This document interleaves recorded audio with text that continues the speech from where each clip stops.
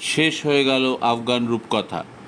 চলতি টি-20 বিশ্বকাপে বাংলাদেশ, নিউজিল্যান্ড এবং অস্ট্রেলিয়ার মতো দলকে হারিয়ে যেভাবে তাক লাগিয়ে দিয়েছিল আফগানিস্তান, তাতে মনে করা হয়েছিল এবার বোধহয় কিছু একটা অঘটন ঘটাবে তারা। আর আফগানিস্তানের এই দুরন্ত পারফরম্যান্সের পেছনে ছিল ভারতের প্রাক্তন অলরাউন্ডার অজয় জাদেজার বিরাট অবদান।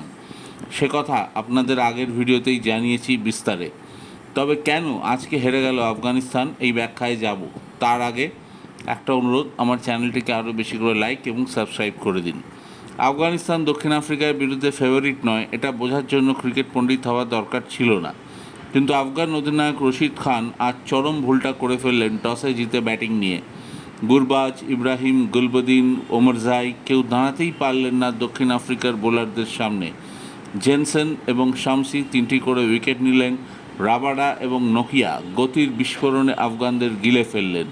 আসলে নকআউট পর্যায়ে খেলার মতো মানসিকতা এবং ধৈর্য এখনও তৈরি হয়নি আফগানদের। মাত্র 9 ওভারের মধ্যে একটি উইকেট হারিয়ে রানটা তুলে ফেলল দক্ষিণ আফ্রিকা। ছিটকে গেল আফগানিস্তান।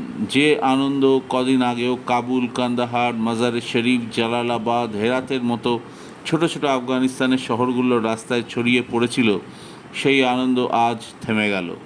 তালিবান শাসিত দেশে এরকম আনন্দ এবং একাত্মতা বোধ বহু বছর আসেনি।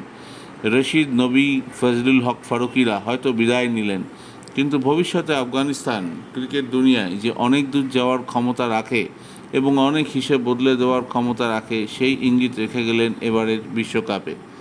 আফগানিস্তান বিদায় নেওয়ার পর থেকে একে একে টুইট করে ভারতীয় ক্রিকেটাররাও তাদের সম্মান জানিয়েছেন এই দুর্দান্ত লড়াইয়ের জন্য। বেশ কিছু পাক ক্রিকেটাররাও তাদের সাবাসী জানিয়েছেন।